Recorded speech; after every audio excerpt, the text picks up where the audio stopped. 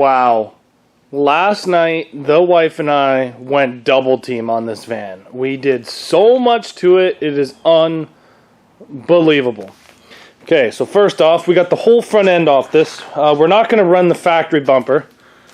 As you can see, it is just a hollow piece of tin.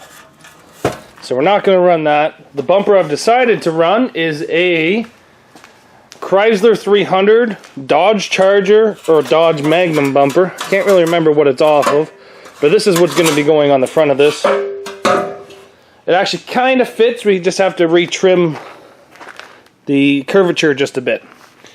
Alright, so let's go through this. We got the air box cut out but left the mass air. We got the fuel lines done. They did explode in my face and I got quite a bit of gas in my eyes. I didn't clip it in all the way. I went to touch it. As soon as I touched it, it exploded. Got the battery cable run. We have not moved the computer or the fuses yet, but we will. I need a little bit more time.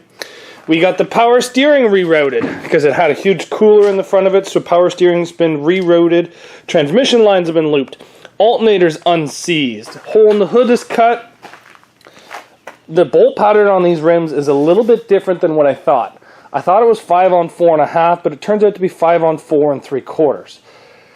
So in the back, I took off all the rear brakes because I have them capped. And I have one rim off of the Camaro that I used to have, the Firebird. So that one's been put on this side. And I didn't have any more 5 on 4 3/4. So I actually had to cut down a 5 on 5.5. So it's mounted with washers and she's on there. I could have used the factory spare, but it was huge and I didn't want to do that, so I went this method. We got all the wiring moved plus the interior stripped.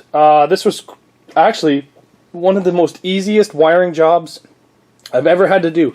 There was, I think, 5 grounds back here and I just grounded them all to the same spot. I'll show you. It did go through the body right here, but it was just a simple plug, and as soon as you unplugged it, it was easy to reroute, and everything has been moved all the way to up here. And it's just grounded right there, and it's all tucked in that cubby hole. That cubby hole actually goes forward about another foot underneath there. So all the wiring shoved underneath there. I think that's where I'm going to put this gas tank, to be honest. It's tucked down nice and low. Just have to put a cage in it now. Batteries inside the inside. We still have a little bit more work to do with airbags. So I got the curtain airbags to come out. I have the door pillar airbags to come out. I have the seat airbags to come out. I got my kicker panel airbags down there to come out. Steering wheel and passenger side dash to come out. So there's still quite a bit of airbags to come out of this thing. But runs great, drives great. Quite impressed with this vehicle and how actually quick it is to build. Like I said, there's still quite a bit to do to it, but I'm happy with the amount of effort that we put into it. And something that was really nice, I ran the wiring and fuel cables through the wiper hole, and then they went right through where the clean air intake is. So that was pretty nice, and we just pulled out the cabin air filter and ran them right through there. Down inside there. So there's still quite a bit left to do this. I got to mount the battery box. I got to put a cage in it, front window bar, airbags, headliner, all the airbags. One door still has a door skin on it, so that's got to come out. But it's all going pretty good. I have the rear brakes capped. I have the gas tank out. I have all the rear brakes off. So, for the exhaust, I did leave the catalytic converters because it gets it past where the gas tank is. So the exhaust comes off the motor, comes back, and then fishes around this big hole in the ground, and it's cut right about here. So then that way all the heat does not get pushed onto where I'm putting the gas tank. Building plans, we're going to keep this thing pretty stock. Going to run seat belts from there to there to try to hold the roof down. Just stuff that I think is going to try to help it along. But I'm really happy with this van, and I'm really happy with how it's come along. I'm going to probably put different tires on the front of this thing. I'm going to have to use these rims, obviously, but different tires will hopefully give her more traction. We'll see. I'm not sure the final game plan is going to be. hopefully she drives backwards. She's really liking the van. It's fast. She enjoys driving around the property, and it's got some weight to it. When you hit stuff with this in the property, it moves. So, oh well, I'm probably going to be working on this a little bit later on today, so I'll show you guys what I'm up to. I'm going to try to remove the airbags pretty much, and the headliner today. We have done a lot of body creasing on this and trying to help it make sure the back will come up. I haven't done too many of these vans, and I'm not sure if the back end's going to go down or come up. So I've kind of, I call it kicking the back windows. So I've kind of basically kicked the back windows where I slope the bottom down and put a big V in the top to make it go up. I've also smashed down the hatch to allow the wife to have more visibility backing up because I want her to back up.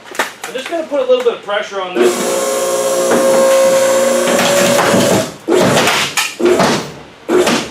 Now what I'm going to do is I'm going to go inside with a hammer and I'm going to smash where I want this thing to bend as a dimple.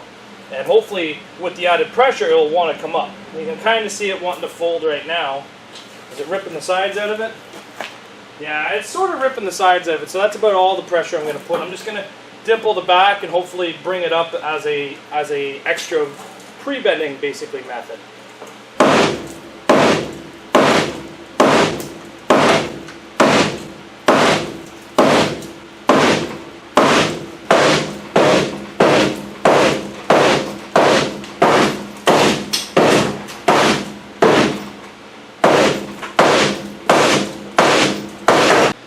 Well, here you go. This is what you guys have been waiting for, is to check out this van. Like I said, this is what I call kicking the roof. You just put your hide and lift in there and give it a little bit of a tweak. And all that fun stuff. I've dimpled the sides just a bit. Nothing too intimidating, just enough to try to make my tire have more space. I dimpled the back frame, but it really didn't do nothing.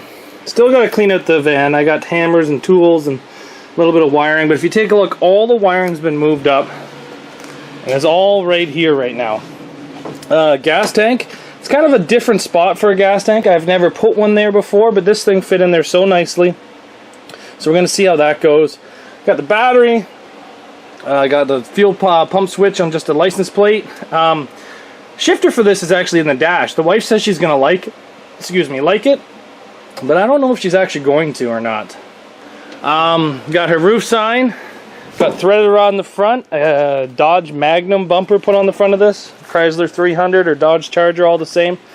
We did go with a little bit smaller of a radiator. We ended up putting an Acura TL radiator inside this thing, so it's still for the exact same motor, but it's just a smaller one because the other one was hitting quite hard up there, up here, right about there. So some stuff that we still have to do is we have to put some spray foam in over here. We have to get better zip ties to get the wiring away from the pulleys just in case some of the motor mounts break and this motor starts tossing around. But honestly, the wiring was not that hard in this car. Everything kind of was easy to move, tuck away. But no, I'm pretty happy about it. So hopefully the wife has some fun smashing this van up. And it's definitely been an interesting build. Nothing like I've ever done before. The thing I've realized a lot with this is because of how big it is and how many small bolts and little pieces of interior that we've had to take out, no matter what I do, I cannot keep this van clean. And what I mean is, every time I turn around, there is more junk on the floor inside this van than you would believe. And like, we did a good strip. Like, we took everything out, and there's still, every time I turn around, there's more junk inside of it. I guess that's just minivans, man. There's glass everywhere still. The wife's got to clean this thing out if she wants to run it. But all I've got left to do now is seatbelt the doors. The hatch is done. The rear doors are done here. I got to do the front doors, but I've been leaving them open because I've been going in and out so much. I got to put water in the radiator. I'm going to maybe cover up the sunroof. We'll see. But this van has been a very big rush build, and I'm quite happy it's done. This is my MG Customs cage, and it is pretty much maxed out inside this van.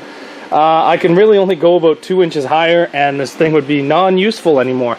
So I was told this thing would work in every vehicle, and I'm actually really impressed that it's working with this caravan. This has probably been the biggest vehicle I've ever put it in, and it still works. So again, I'm really happy with these purchases I've made of these MG Customs cages. Unfortunately, he doesn't make them anymore, but I know that if he did, there'd still be a market for these things. But thanks everybody for watching. This van here still runs great. Let's start it up.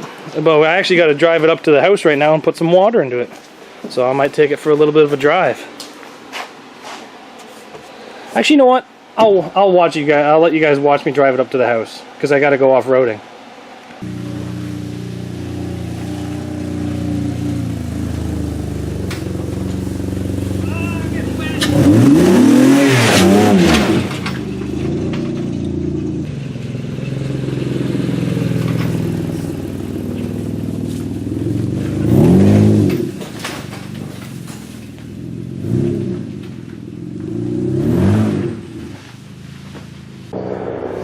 Well, the first test drive went half decent. Went through the hole no problem.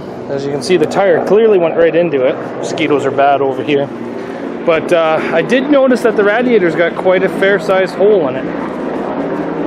So we're gonna go probably take that radiator out and find something different to put inside of it, because a radiator with a hole is not a good situation. Look at all the water coming out of it. She's got like 4 holes on the thing, so take this radiator out and put a different one in.